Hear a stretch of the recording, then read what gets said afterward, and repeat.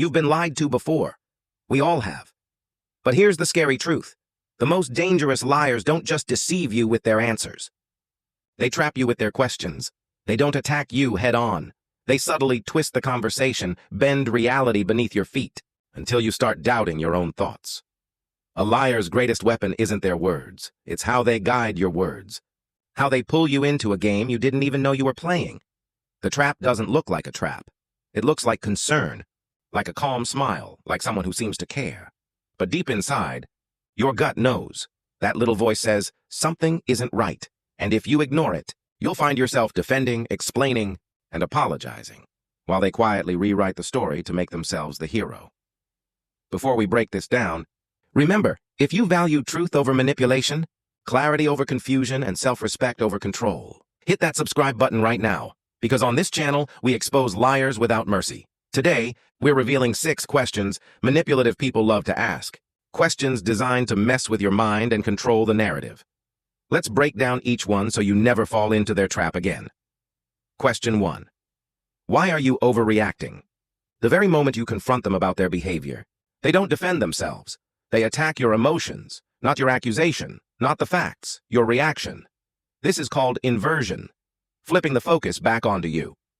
Instead of explaining their actions, they frame you as the problem. Suddenly, the issue isn't what they did. It's whether you're too sensitive, too dramatic, or misunderstanding things. This is a form of low-level gaslighting. It's subtle, but powerful. Because now, instead of holding them accountable, you're busy proving that you're calm, rational, and reasonable, and the second you start defending yourself, you've already lost ground. They've successfully shifted the spotlight. You're no longer talking about their betrayal. You're trying to prove you're not crazy. Remember this. When someone minimizes your reaction instead of addressing their behavior, they're not seeking truth. They're seeking control. Question 2. Don't you trust me? This one sounds innocent, but it's emotional blackmail disguised as a question. The moment you express doubt or suspicion, they throw this at you, not to clarify the situation, but to make you feel guilty for even questioning them. A truly trustworthy person doesn't need to ask for your trust. They show it through consistent actions. They prove it over time. But when someone has to beg for trust, especially after you've caught them doing something suspicious, that's not reassurance. That's manipulation. Here's the psychological trick. This question hijacks the conversation. Instead of talking about what they did, you end up defending why you doubt them. Now you're the one explaining yourself, while they quietly slip away from accountability. If you ever hear, "Don't you trust me?" take a step back, because the very fact they had to ask probably means the answer is already clear. Question 3. So, what do you want me to say? At first glance, this sounds like surrender, like they're open and ready to make things right. But don't be fooled. This is a trap. By pretending they don't know what to say, they shift the burden back onto you. Now you're expected to give them the script. What apology to make, what explanation to give, what magic words to say to fix things. But here's the cold truth. Real remorse doesn't need coaching. Real truth doesn't need prompting. When they ask, "What do you want me to say?" what they really mean is, "Tell me what I need to say to get out of this mess." And the moment you hand them that script, they'll perform it perfectly, only to go right back to the same behavior tomorrow. Question 4. Can't we just move past this? This is the fast-forward button of manipulation. Liars hate long, uncomfortable conversations. The longer the spotlight stays on them, the greater the risk their mask will slip. So what do? They rush for closure, without any accountability. When they say, "Let's just move on," what they really mean is, "Let's erase this, so I don't have to face the consequences." Moving on too quickly isn't healing. It's erasing. It erases your feelings, your boundaries, your self-worth, all while protecting their comfort. Pay close attention here. If someone genuinely cares, they'll want to repair the relationship, not just skip the hard part. When someone pushes you to move on immediately, they're not seeking resolution. They're seeking escape. Question 5. Are you really going to throw everything away over this? This is their nuclear option, the last line of defense when all other tactics fail. Now they turn the tables completely.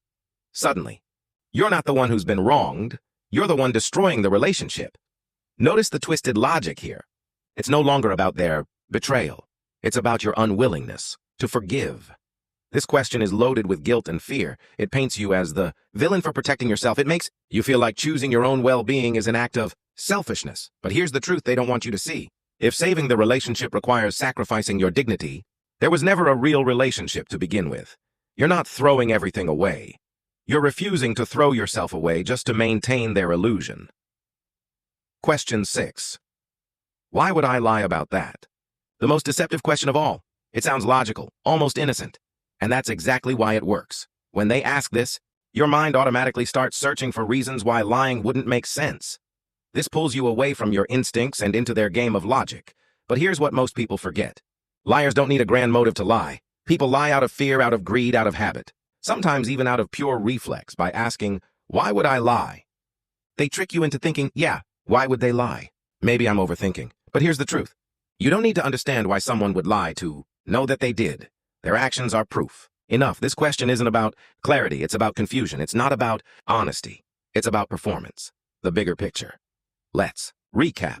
Manipulative people ask questions not to learn, but to control. They don't care about your answers. They care about your reaction. They twist your doubt, your empathy, your silence, and turn it into weapons against you. But once you see the pattern, you take back your power. You stop answering their rehearsed lines. You stop being an actor in their play. The goal isn't to argue with liars. The goal is to recognize them. Withdraw your energy and protect your peace like it's priceless, because it is. So the next time someone looks you in the eye and says, "Don't you trust me?" You don't explain, you don't defend, you don't argue. You remember, if someone forces you to prove your trust instead of earning it, you've already seen the truth. And if you want more tools to expose liars, manipulators, and toxic personalities, hit that subscribe button right now. Because here, we don't just spot the games, we shatter them, clearly, coldly, and without mercy. Now tell me in the comments, which of these 6 questions have you heard before? And how did you handle it? Your story might help someone else escape the same trap.